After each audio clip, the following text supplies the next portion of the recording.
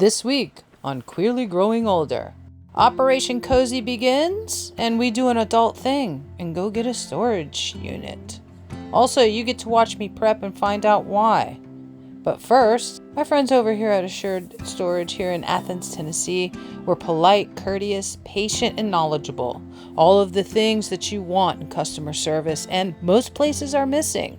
So I want to give a shout out to my friends over there. Thank you so much. I just want to recognize I'm very proud of myself for just like making this decision. I get in freeze mode where I can't make a decision and I start going, oh, money. I am choosing my peace of mind. I want my bike to be in a garage. I have stuff in the RV that I'm trying to do to create space and a homey coziness in the RV, right? So I need this. This is okay to have. And I'm just going through that in my head. This is okay. I am a mature adult. I am allowed to make these decisions for myself. This is the symptom. This is what happens when your parents engage with emotional incest. I'm trying to justify this to my dad, this expense in my head. I am no contact with them. You understand? That is emotional incest. That here I am suffering myself, causing myself suffering because of a $100 storage unit. This will bring me so much peace for many reasons. We're doing it. We're doing it. We're doing it. Here we go. Woohoo! Woo-hoo. Hello, everybody. Hello, everybody. Boom, boom, boom, boom. Hi. This week's episode is an ambitious episode. Sorry, there's something touching me down there on my foot. I can't handle that. So it's come to my recent attention that there is such a thing as nesting. I was unaware of this. I saw one of my friends post something about she was nesting, and I thought, what is that? So I started researching. And that research led me to the understanding that those of us who suffered childhood trauma, high levels of adverse childhood, we tend to not decorate the spaces that we occupy in adulthood. And studies, research of childhood trauma survivors supports that idea that we have these kind of bare homes. And my home is no different. There is absolutely zero decoration besides this little shelf here that I have started. I have a plant that goes here too, but she's outside sunning herself. But this is the beginning of Operation Cozy. And this week I'm gonna show you the other steps that we've done. The storage unit is a part of those steps. Everything feels sterile. Everything feels like you're just there temporarily. I've done the same thing in my living spaces, and that's gonna change. The reason why I want that to change is I know that I can subconsciously signal my nervous system to tell it, you are safe. And that's what I'm doing. We'll signal all 5 of my senses to tell me you're home, you're safe, you may relax now. This is very important, and I recommend all of you do it if you are not doing it. The 6 predominant findings that the research found was survivors struggle with intimacy, both physical and emotional. And this can lead to struggles with feeling a sense of belonging to a space. Survivors also develop a need for control as a coping mechanism for the chaos they grew up with. This manifests in the home as the need to be perfect, and then sometimes the maintenance and projects are completely abandoned because you have an overwhelming sense that this is just too much to deal with and maintain. I personally have experienced that. A few years ago, I purchased a home in upstate New York, and I sold it after 2 years. There were many reasons why I sold it, but one of them was I was completely overwhelmed. This is too much for me. I do not want to do this because I'm responsible for everything. And at that time, it freaked me out. The hypervigilance right? We all know the hypervigilance, constantly waiting for a potential threat. This heightened sense makes it difficult to create a calm and restful environment. Because I live in an RV, I can pretty much hear everything. There's no real insulated walls, and I live in a hollow. So there's a lot of people driving in and out. And I used to get up. Every time I heard a car, I would get up. I don't allow myself to do that. What I do is if I'm feeling that anxiousness, that, oh my God, who's outside, right?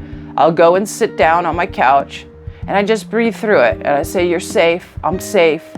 If anything's gonna happen, they're gonna come to the door and we'll deal with it then. We don't need to look for anxiety, because that's what that's doing. I'm looking to be anxious. Like, I don't really hear it now, which is amazing. I don't really hear the traffic that's going on because I have coped with it in a healthy way. I've convinced myself that you're safe. And the only time we need to deal with an issue is if it's right here. Number 3 was hypervigilance. 5, difficulty establishing.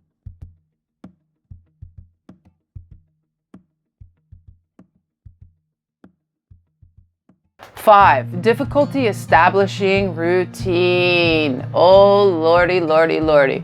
This is where a lot of compassion comes in for me. Is I can establish the routine, I just can't be consistent with it. And then that leads to the shame cycle. Oh, all you gotta do is just, what's wrong with you? You can't get up and brush your teeth every day? Motherfucker, no, I can't. I was never given those healthy routines as a child. I was never given healthy, positive reinforcement for those habits. So no, I can't. The self-care routine is a struggle for me still. Last week, I completely did not do any of myself. I didn't meditate all week last week. As long as I am able to recognize what's going on and be self-aware and kind of cope in a different way and talk myself through it, I'm okay. I'm allowing myself to do that. There is no more forcing. I have found that the more I try to force myself to do a thing, the more I resist the thing. So okay, you don't want to meditate? It's fine. Let's go make some breakfast. Research shows that childhood trauma can increase the risk of homelessness in adulthood. And I mean, it's probably because all of the reasons we just listed, right? Trauma creates emotional instability. Emotional instability makes it hard to go to work. And when it's hard to maintain a job, that creates financial instability, right? Which creates homelessness. This is a cycle.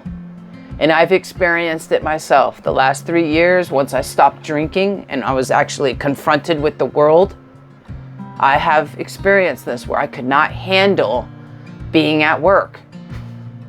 And I've quit jobs because I couldn't handle being there. 3 times in the past 3 years, I have quit a job because of a mental health issue. These things are real. Childhood trauma is real, and it has a huge effect on a person's life. Okay, excuse the mess. This is our project here, right? This is why we got the storage unit. So, the main reason we got the storage unit is this whole entire thing is coming out. All the bench seat, all of it. I'm removing it because I want to be able to do yoga and other fun activities, you know? After learning all of those things from my partner, ChatGPT, let me tell you something. If you want to know a thing, ask ChatGPT. My method for helping to signal to my nervous system subconsciously came directly from ChatGPT. I asked if I wanted to signal to my nervous system subconsciously that I was safe in order to help regulate my nervous system, how would I do that? And this is what ChatGPT came up with. Natural elements, wood, stone, plants. Nature is grounding. So that makes sense. Soothing colors. Choose colors that evoke calmness. Light blues, light greens. I'm gonna go with a purple because purple, like a lavender, not a purple, but like a light lavender, because it's very soothing to me. I'm gonna get some of that stick on wallpaper, because being in an RV, if you don't know, the walls are, it's not drywall, it's like this very thin project wood is what it is, like a birch wood. Anyway, I'm gonna get some purple stick on to create the mood. Textures, comforting textures. Any kind of plush pillows, rugs, throws, things like that make you feel cozy, make me feel cozy. So I was already picturing in my head, like I want a lot of pillows, plush pillows, and we'll incorporate the soothing colors, right, with the plush pillows. Number 4, personal touches. This one's gonna be a bit of a challenge for me. I mean, I started here with my picture and my little candle, and I've got that little succulent plant that goes here, and it's in a cute little sugar skull pot. It's very cute. All of my personal things from high school and growing up, I've pretty much thrown away. They don't bring me good memories. My yearbooks, I've burned them all. All of my awards, all of my trophies, trash. That wasn't me. That wasn't me. That was a child who was trying to survive the environment they were in. So the personal things is going to be fun because they're going to be the personal things from my now self, my present me. And those will come to me. They speak to me like the sugar skull. It spoke to me when I was at Trader Joe's, like, I want that. And that's how I'm going to approach this. When these items and pieces speak to me, I will pick them up. I do have a citronellus plant. We might have more plants. I don't know. There might be more plants in my future. I'm a little afraid because I don't like to kill things. And I know I have a tendency to stop paying attention. We'll see. We'll see. Scent and smell. Yes. What I like to do, I love eating halos. Tangerines, mandarins. What I'll do is take all of those peels and I put them in a pot with some cinnamon and some clove. You throw a cinnamon stick in there and some whole cloves in there. And you just let that boil, or not even boil, you let it simmer in your house. It smells like fall. It's the cinnamon, the cloves, and the orange. Oh, declutter. My friends, this is a big one for me. Number 8, create a particularly safe space or nook in your home. I have a very small space. I have about 100 to 150 square feet, maybe. So my space is already small. What I'm doing is, this is the nook. This is like the special nook. I really thought about this. I know it's only just books. It's my DVD player, a picture, a candle, and a little plant. I know there's nothing here, but I really took the time to think about how I wanted that to look and feel. I'm also gonna get a little neon sign over here that says Ginger Puss. I think that would be such a nice little chef's kiss touch. It would add a beautiful ambient lighting. It's gonna be orange because that's my brand. Is the Ginger Puss logo is orange. So I don't know that it might play into the mood lighting when all the lights are off. You know what I mean? We'll see. But I'm definitely getting it because I think it would be a cute little element for my channel here. Okay, so those are the 8 things, and I'm gonna go through them again one more time. We're just gonna list them out real quick. Natural elements, soothing colors, comforting textures, personal touches, lighting, scents and smells, right? And finally, a particularly safe space or nook.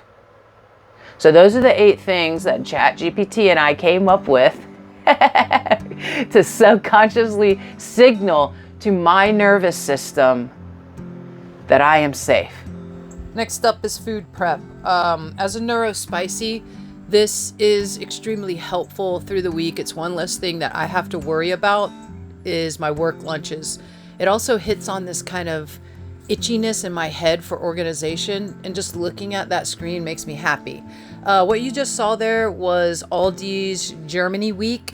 Those were dumplings with kale in a cream sauce. And then I found this marinated pork at the discount grocery. Both very delicious. Again, I do this because I want one less thing to worry about. Like Steve Jobs was right. I also only wear white t-shirts. He was a black t-shirt guy. I'm a white t-shirt person. The other part that we're going to do here is my yogurt. I get the whole Greek yogurt plain. I researched the probiotic thing. That's why I eat the yogurt. It's good for your stomach, but you need to get the unflavored version of the Greek whole milk yogurt. That's the stuff. You put your honey in and you put your fruit at the bottom later. I carry honey and granola in my vehicle. And then when I get to work, I just put the granola and the honey on the top, mix everything together, and it's very delicious. This method is very helpful because I can take all my stuff to work with me. Pack it up like this, put it in a bag, and it goes to work in the work refrigerator. I would love to hear what you do for your lunch. Any tips or tricks would be great. I want to say thank you for your continued support. I'm growing this and expanding this every single week. Some weeks I'm only going to be able to show it for myself, and I hope you'll be understanding of that. I don't even like to call this a healing process or a healing journey because I don't know that that's possible to heal. I think it's possible to understand, to show compassion, and maybe on the other side, I'll feel better. That's what I'm going for. I am working for progress, not perfection. This is my experience, and I'm going to work hard to make it the most joyful and the most loving that I can. I hope you'll join me. Thanks again, and we'll see you next week for Queerly Growing Older.